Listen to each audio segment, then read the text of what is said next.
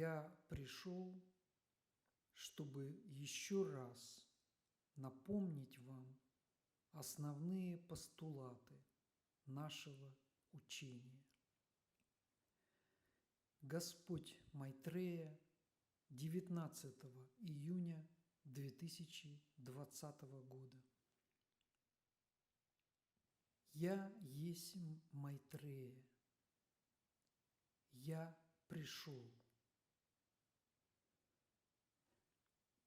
Я не мог не прийти в это сложное время для того, чтобы поддержать моих преданных бодхисаттв на самом трудном участке пути.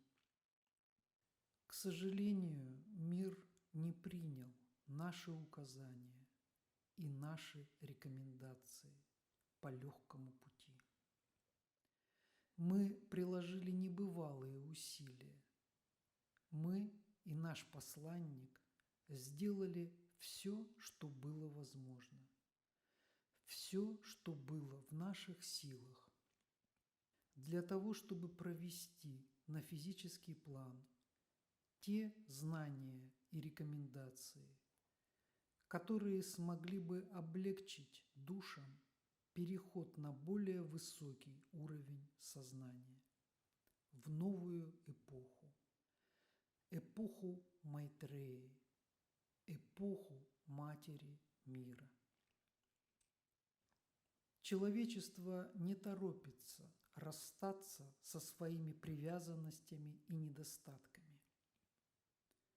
Мы много раз повторяли это учение, но в данный момент времени с пришествием новых энергий необходимо еще раз напомнить.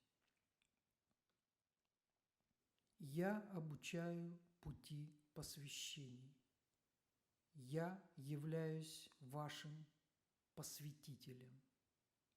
И на этом пути есть несколько основных вех. Одна из этих вех – выбор.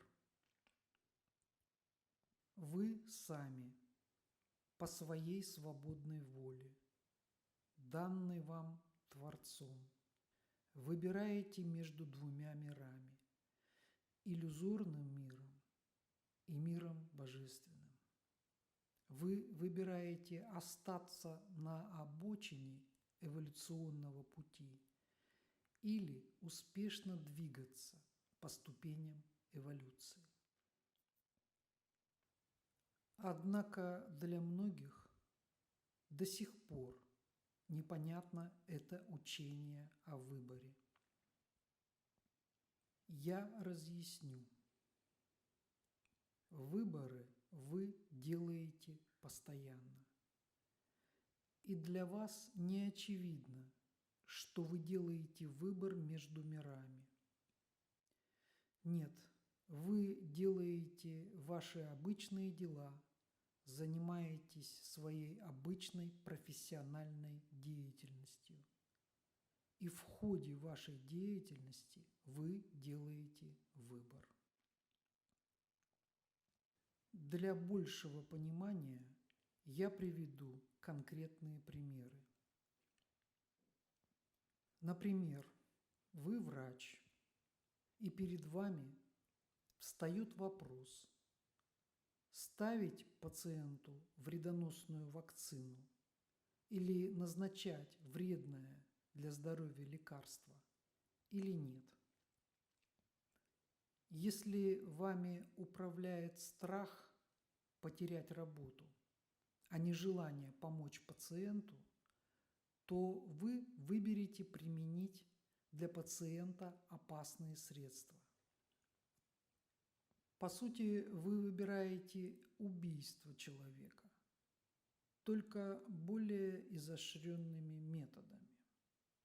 И вот вы уже выступаете на стороне противоположных нам сил.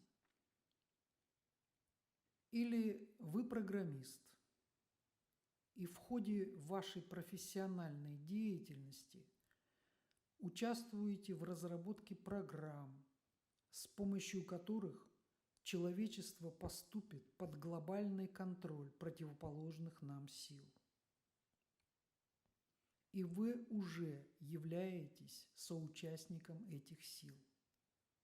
Вы сделали выбор в пользу иллюзорных сил.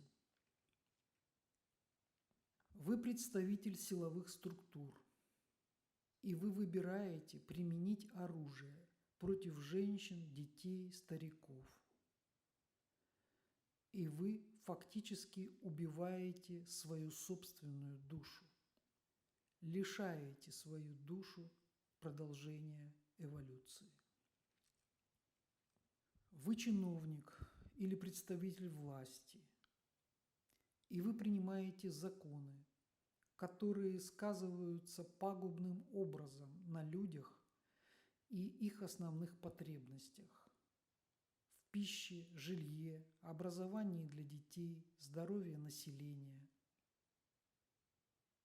Вы уже участвуете в небожественных делах. Вы уже нарушаете божественный закон. Вот таким образом каждый из вас, основываясь на страхе потерять должность, работу, деньги, делает свой выбор. По сути, это выбор, который привязывает вас к материи. Из страха потерять какие-то мифические блага вы делаете выбор, привязывающий вас к материи. И вы сами лишаете себя свободы. Когда вы действуете не в соответствии с божественным законом, вы отрываете себя от Бога. Следствием этого выбора будет рабство на плане материи. Фактически вы отказываетесь от Богом данной свободной воли для того, чтобы не потерять какие-то блага на физическом плане. И вы становитесь рабами материи. Многие люди, которые читают наши послания, 90% этих людей являются тоже потребителями. Они берут наши знания, нашу энергию и не используют их для продвижения по ступеням эволюции. Они потребляют только для удовлетворения своих нужд.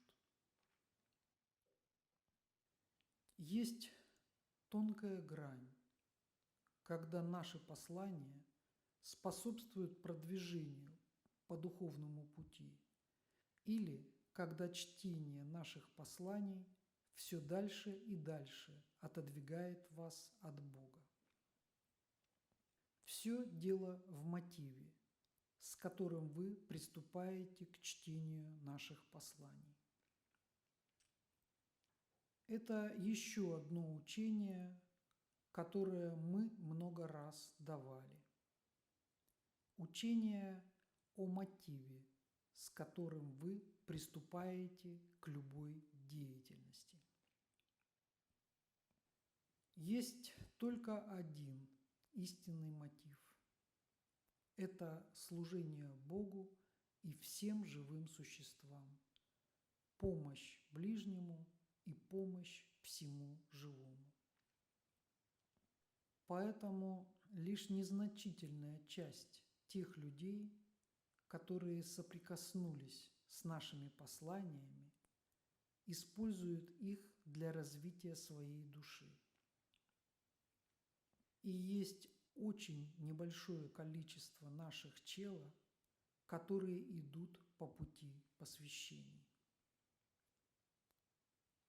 Их путь – это путь самопожертвования, самоотречения, самоотдачи и служения. Они не идут ни на какие компромиссы со своей совестью при принятии любых решений на физическом плане. и они скорее пожертвуют своей жизнью, чем будут следовать многим соблазнам на физическом плане, которые в конечном счете ведут душу на погибель. Сейчас наступило время, о котором мы много раз предупреждали. Время отделения зерен от плевел. Ни одна душа, которая выбрала иллюзорный мир, не сможет перейти на новый этап космического цикла. Наступает время, когда все старое, все, что основывало свое существование на привязанностях к вещам, привычкам, пристрастиям и порокам, не сможет существовать в новую эпоху. Сложное время. Поэтому я пришел, чтобы еще раз напомнить вам основные постулаты нашего учения, которые вам сейчас просто необходимы. Моя эпоха, эпоха Майтреи, не за горами. Но прежде, чем придет новое, Земля должна очиститься от старого. Сложное время. Поэтому я пришел, чтобы поддержать моих преданных бодхисаттв и утвердить их в своем служении. Наступает ваше время. Многие будут спасать себя и свое имущество, совершая предательство и убийство. Мои бодхисаттвы скорее пожертвуют своей жизнью, чем выберут служить противоположным силам. Я приходил укрепить вас в вере и необходимости пробуждения качеств героев, духовных героев, которые шли на распятие, на костры, но не предавали своих убеждений, своей веры и до конца служили истине. И последнее, что я хотел бы сказать. Страны проходят свое посвящение точно так же, как отдельные люди. Мы судим об уровне страны по ее отношению к нашим вестникам, нашим посланникам.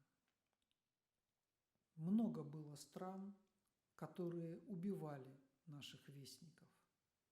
Где сейчас эти страны? Их нет. Наши посланники являются инструментом, с помощью которого мы судим об уровне сознания стран и отдельных индивидуумов. И, конечно, божественный закон никогда не допустит, чтобы безнаказанно унижали и убивали наших посланников. Особенно, когда ашрам нашего посланника превращается из места распространения учения в место, где учение дискредитируют. Сегодня я использовал возможность моего прихода для того, чтобы напомнить основные положения нашего учения. Возможно, в настоящее время вы по-другому сможете на них взглянуть и совершить перемену вашего ума и вашего восприятия нашего учения. Я есмь Майтрея с заботой о ваших душах.